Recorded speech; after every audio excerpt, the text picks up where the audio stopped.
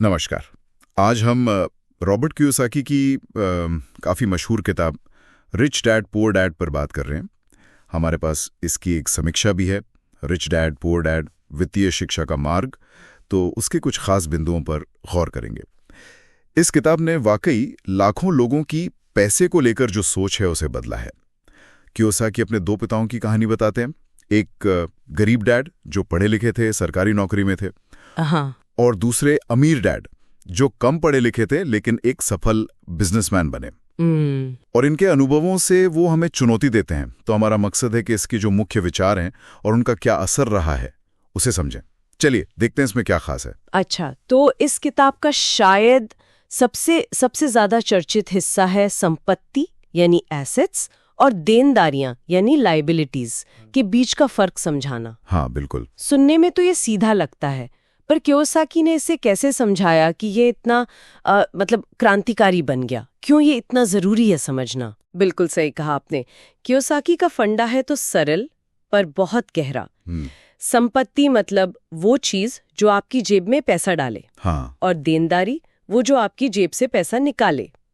और यहाँ पर जैसे आपने कहा एक दिलचस्प मोड़ आता है, जिसे हम अक्सर अपनी सबसे बड़ी संपत्ति मानते हैं, जैसे अपना बड़ा सा घर या महंगी गाड़ी।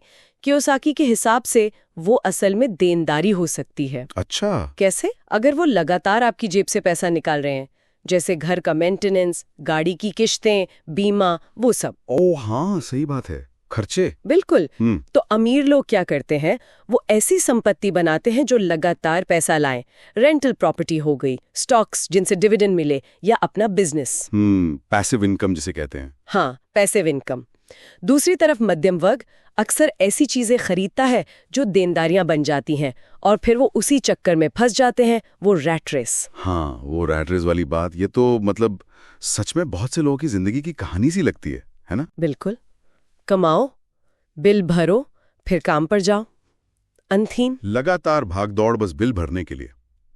और इसी से जुड़ा हुआ एक और मुद्दा है जिस पे किताब बहुत जोर देती है, वो है वित्तीय साक्षरता, फाइनेंशियल लिटरेसी। हाँ, बहुत जरूरी। हमारी जो पारंपरिक शिक्षा है स्कूल कॉलेज की, वो हमें अच्छी नौकरी ढूंढना तो सिखाती है, लेकिन पैसा मैनेज करना, उसे बढ़ाना, वो नहीं सिखाती।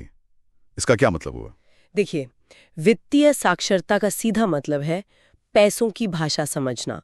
आपको अकाउंटिंग की थोड़ी समझ हो, निवेश कैसे काम करते हैं, मार्केट का उतार चढ़ाव, और हाँ, टैक्स के नियम।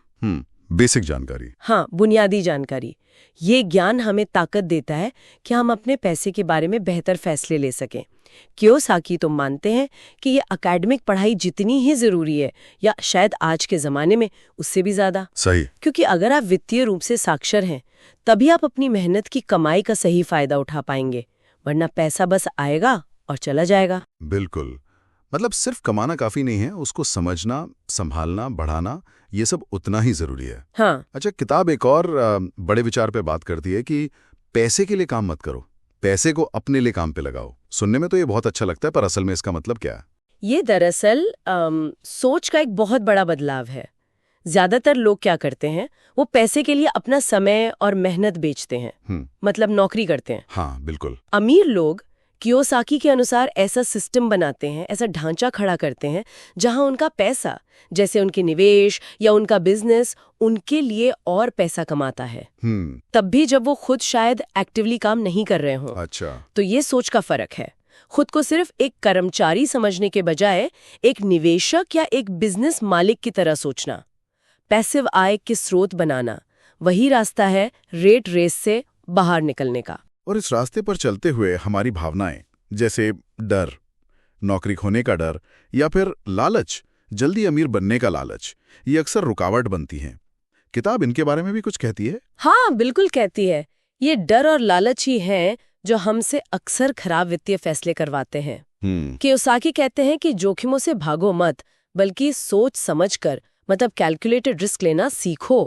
गलतियां तो होंगी ही, लेकिन उनसे सीखना जरूरी है। ठीक है। वो अपना खुद का बिजनेस शुरू करने या फिर रियल एस्टेट, स्टॉक मार्केट जैसी जगहों पर निवेश करने को वित्तीय स्वतंत्रता पाने के असरदार तरीके बताते हैं, पर हाँ, सोच समझकर, अंदाजे पर नहीं। तो अगर हम देखें, किताब की सबसे बड़ी ताकत शायद यही है कि ये पैसे को लेकर हमारी जो एक बंधी बंधाई सोच होती है, उसे हिला देती है। हाँ बिल्कुल। भाषा भी काफी सरल लिखी है उन्होंने, और वो दो पिता वाली कहानी, उससे चीजें समझना आसान हो जाता है और प्रेरणा भी मिलती है। हाँ, ये सब खूबियां तो हैं, लेकिन इसकी कुछ सीमाएं और आलोचनाएं भी हैं जिन पे बात करना जरूरी है। अच्छा, जैसे कि? एक तो कुछ लोग मानते हैं कि अमीर और गरीब का जो वर्गीकरण है वो शायद जरूरत से ज्यादा सरल कर दिया गया है। असल जिंदगी थोड़ी और जटिल होती है। हो सकता है। दूसरा, ये किताब काफी हद तक कियोसाकी के व्यक्तिगत अनुभवों पर आधारित है।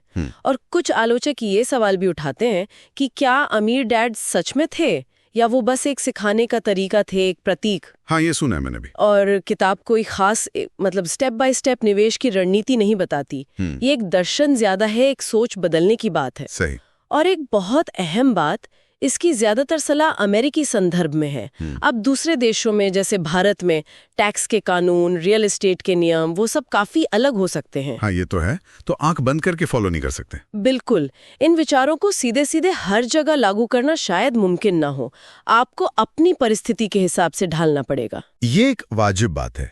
मतलब सिद्धांतों को समझना एक चीज है और उन्हें अपने देश, अपने हालात के हिसाब से अपनाना बिल्कुल दूसरी। तो कुल मिलाकर हम ये कह सकते हैं कि रिच डैड पुअर डैड ने लोगों को पैसे के बारे में एक नया नजरिया दिया है। हाँ बिल्कुल। और उन्हें वित्तीय स्वतंत्रता की तरफ पहला कदम बढ़ाने के लिए प्रेरित किया है, भले ही इसकी अपनी कुछ सीमाएं हों। एकदम सही। निष्कर्ष यही है कि ये किताब आपको कोई बना बनाया फाइनेंशियल प्लान नहीं देती। ये आपकी सोच, आपकी मानसिकता बदलने पर जोर देती है। ये आपको सवाल पूछने पर मजबूर करती है कि आप पैसे को कैसे देखते हैं, उसके साथ कैसा व्यवहार करते हैं, और हाँ, संपत्ति बनाने और वित्तीय साक्षरता हासिल करने का महत्व ये बहुत अच्छे से समझाती है। और ये पूरी चर्चा मुझे एक दिलचस्प सवाल पर लाकर छोड़ रही है। अगर कियोसाकी सही है कि संपत्ति वही है जो आपकी जेब में पैसा डाले, तो क्या हमें अपनी समृद्धि की परिभाषा को फिर से देखना चाहिए? मतलब सिर्फ तनख्वाह या महंगी चीजों से परे? हाँ, क्या असली समृद्धि लगातार आय देने वाले सिस्टम बनाने में है? इस पर सोचना चाहिए।